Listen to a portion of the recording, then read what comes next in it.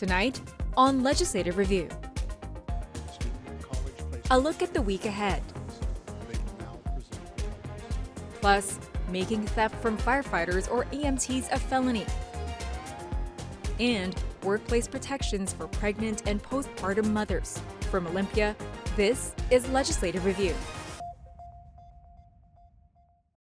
Thanks for joining us on Legislative Review. I'm Angela Lasco with your highlights of today's hearings in the Legislature.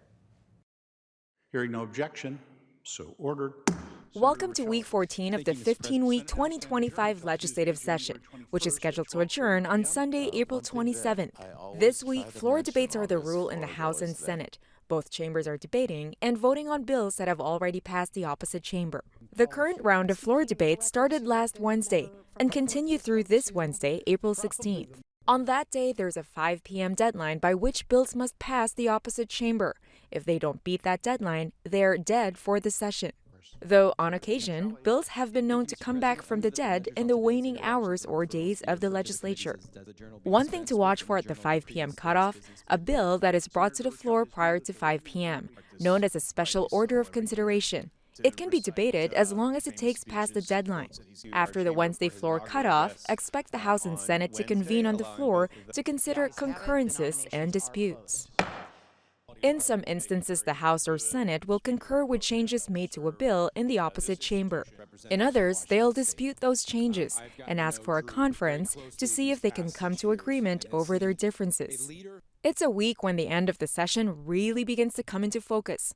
But looming over the final weeks of the session is the 2025 to 2027 state budget. Decisions over how the state will spend its money in the next 2 years and whether and which new taxes are proposed to fund the state's present budget shortfall are still to be decided.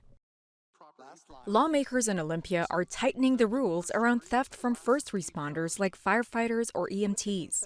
Debated on the House floor Monday morning, Senate Bill 5323 would increase penalties for people caught stealing critical gear or equipment from them, especially if it slows down their response time.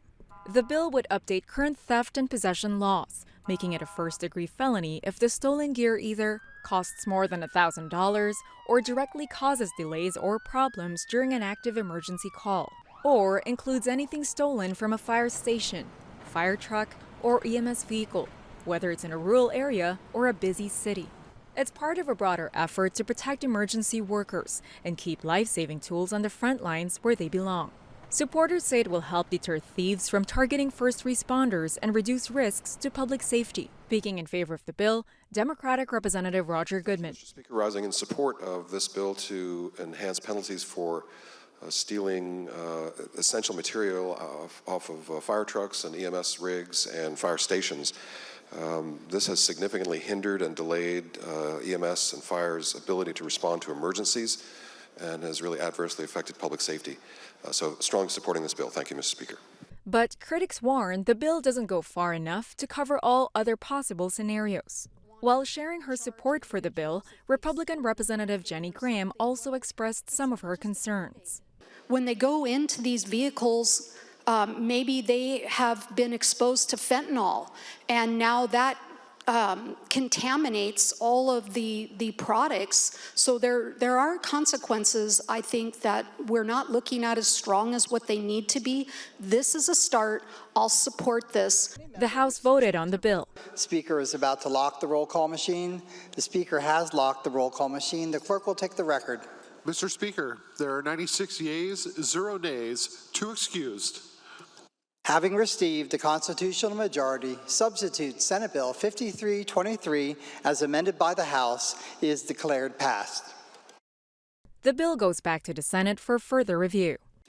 The House also debated a bill that would expand workplace protections for pregnant and postpartum workers, including those at small businesses and religious organizations. Senate Bill 5217 would require all employers, regardless of size, to provide reasonable accommodations, like extra breaks, seating, or lifting limits for pregnancy-related conditions. If passed, it would guarantee paid breaks for breastfeeding mothers, which must be separate from regular lunch or rest periods. Enforcement would shift from the Attorney General's office to the Department of Labor and Industries. And there's one more key change. Courts would be required to excuse people from jury duty if they're breastfeeding or pumping for a child under 2 years old. Speaking in favor of the bill, Democratic Representative Liz Berry. This bill will expand those protections to workers who work at places with 15 or less employees. We expanded these protections for larger employers several years ago, but left out this critical workforce for those who work at smaller workplaces. Speaking against the bill, Republican Representative Suzanne Schmidt. There are members on this side that feel that this is government overreach. Again, we're putting mandatory regulations in place rather than letting the employer negotiate with their employee individually. So we're going to be mixed over here. Thank you. The House voted on the bill. The Speaker is about to start the roll call machine. The Speaker has started the roll call machine.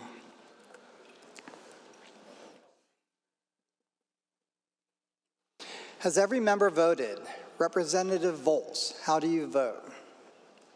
Does any member wish to change their vote? The Speaker is about to lock the roll call machine. The Speaker has locked the roll call machine. The clerk will take the record. Mr. Speaker, there are 71 yeas, 25 nays, 2 excused. Having received a constitutional majority, and Grove's second substitute Senate Bill 5217, as amended by the House, is declared passed. The bill heads back to the Senate for further consideration. If enacted, it will bring Washington in line with more than 20 other states offering similar protections. Unless bumped by live legislative coverage, you can always watch Legislative Review nightly at 8 and 11. And don't forget, we're also on YouTube, and our audio version is on Spreaker. That's it for today's highlights on the state legislature. Stay up to date by watching Legislative Review every night at 8 and 11, and follow us on Instagram and Facebook. We'll see you then.